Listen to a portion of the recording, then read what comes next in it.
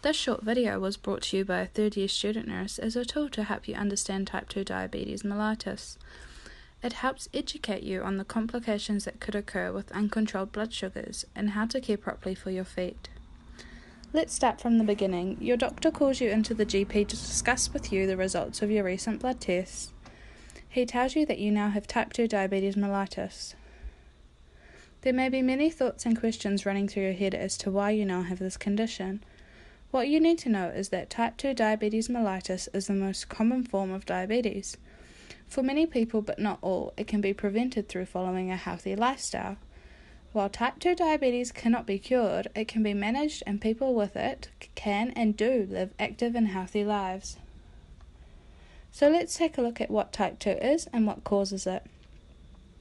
Let's say, for example, you eat a chocolate bar. Once chewed up and swallowed, it travels down your esophagus into your stomach where it is broken down into sugar. From there, it travels into your small intestine where it is absorbed into your bloodstream. This causes a rise in your blood sugars. This rise in your blood sugar is detected by a very smart organ called your pancreas. The pancreas produces a hormone called insulin and secretes it into your bloodstream. Insulin works by attaching to the sugar molecules in your blood and transport them to your cells. Insulin is then like a key which opens the door of your cells so that the sugar can enter, where it's used for things like energy. If there's too much sugar for your cells to use, it is then stored in another organ called your liver, so that later on, when you have low sugar in your blood, it can be used. Diabetes is the result of the body not creating enough insulin to keep the blood glucose levels in the normal range. Everyone needs glucose in their blood, but if it's too high, it can damage your body over time. In type 2, either the body doesn't produce enough insulin, or the cells in the body don't recognize the insulin that is present. The end result is the same, high levels of sugar in your blood. Let's take a closer look inside your blood. Normal blood sugar levels are between 4 to 7 for someone without diabetes, and this is what it would look like. The blood is easily able to flow through the vessels. Now let's compare that to someone with a high blood sugar of, let's say, 18. As you can see, the blood vessels look more clogged up, and this can cause damage. Let's take a look at your blood vessels more. As you can see, the blood travels from larger vessels called your arteries. From there, it travels to smaller vessels called arterioles, and then even more smaller ones called capillaries. If your sugars remain high for a long period of time, this damages your blood vessels. If the vessels become damaged, the body will try to protect further damage from occurring by depositing cholesterol, which is the fat in your blood. However, if too much cholesterol is deposited, this can lead to narrowing of the blood vessels, raising blood pressure and increasing the risk of clogged arteries, also known as atherosclerosis. Let's take a look at the complications of high blood sugars over a long period of time. If the buildup of fat in your blood vessels breaks loose into your bloodstream, this could travel into your brain and block one of your smaller arteries that feed your brain with oxygen, causing you to have a stroke. High blood sugars also affect the blood vessels in your eyes. They become weak and form a small bulge that can break open and leak into parts of the eye that are very important for seeing. This can result in vision loss. This complication is called retinopathy or macular disease. Narrowing of your blood vessels can also affect your heart. The muscle of your heart has many blood vessels that provide it with all it needs to pump your blood around your body. If these become narrow or blocked, your heart won't get what it needs in order to work properly, which results in a heart attack, also known as a myocardial infarction. Constant high blood sugar can also affect your kidney function. The small blood vessels may become damaged. When the blood vessels in the kidneys are injured, your kidneys cannot clean your body properly. Your body will hold onto more water and salt than it should, which can result in weight gain and ankle swelling. This complication is known as diabetic nephropathy, and if not picked up and treated, can lead to dialysis. Diabetes can also affect the circulation of blood in your legs. This is known as peripheral artery disease and is usually caused by a buildup of cholesterol, calcium, and fat within your arteries. This buildup is commonly referred to as plaque. This plaque causes your arteries to narrow, harden, or potentially be blocked, reducing the blood flow to your limbs. This may affect your healing time due to the wound not receiving enough nutrient-rich blood, leaving you susceptible to infection.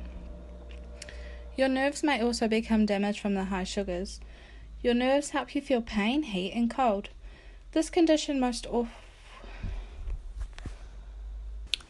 affects your feet, legs, but can affect your hands and arms too. It causes odd feelings in your skin and muscles, as well as numbness that could lead to injuries you don't realize you have. This is known as diabetic neuropathy, and in combination with peripheral artery disease can lead to serious complications such as amputation. Let me give you an example. Let's say you have just bought some new shoes, so you decide to go for a walk to test them out. When you take them off, you realize that they're a little tight and you developed a blister. You wonder why I didn't feel that, as it looks really sore. As time goes on, you expect the blister to heal, but this was not the case. Instead, it is now infected and has spread to the heel of your foot. You may think to yourself, why did I not feel the pain? Why am I not healing? This is because your nerves have been damaged and the blood flow to your foot isn't good due to narrowing or blockage of the vessels. If you don't seek medical attention and receive the correct medical treatment, there is a possible chance of gangrene, which is tissue death, and osteomyelitis, which is infection of the bones. These two complications inevitably lead to amputation. In New Zealand, approximately half of all lower limb amputations are due to diabetes because of uncontrolled sugar levels. If you have diabetes and notice a sore or blister on your foot, contact your doctor immediately. Neglecting ulcers can result in infection, which can cause loss of a limb. Proper foot care will help prevent these problems with your feet. These include inspecting your feet every day for blisters, cracks, sores, or redness. If you have trouble reaching your feet, use a mirror. Also, look in between your toes for a rash called athlete's foot. Using a moisturizing cream daily and massaging your feet. This will prevent the cracking, but be careful not to apply in between your toes, as the excess moisture may cause infections in the long run. Avoid being barefoot, even around the house. This prevents injury to your feet that you may not detect. Buy shoes that fit your feet properly. Shoes that have low heels will reduce pressure on your toes. If you take your shoes off and you can see red marks, your shoes are too small. Don't treat your foot problems by yourself. They need to be treated by a specialist foot person called a podiatrist. Plan regular foot checkups with your doctor or podiatrist so that you can be assessed for early signs of nerve damage. Poor blood circulation. These should be done once a year or more often if your doctor suggests. In addition, attention to other lifestyle factors can also contribute to prevention. This includes taking your medication that helps control your blood sugar on a regular basis.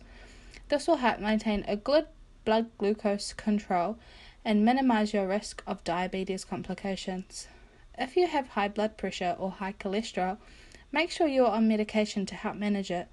This reduces the risk of plaque deposits in your arteries. If you are a smoker, try to quit by getting in touch with your nurse, GP, or quit line. Try and also reduce your weight by eating a well-balanced, healthy diet and incorporate exercise into your daily routine.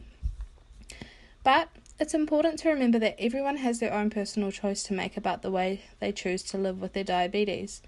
The other thing to remember is that with the increasing knowledge about diabetes and more sophisticated tools to deal with it, at this point in time, you've never had a better opportunity to live a long, happy and healthy life for both you and your family.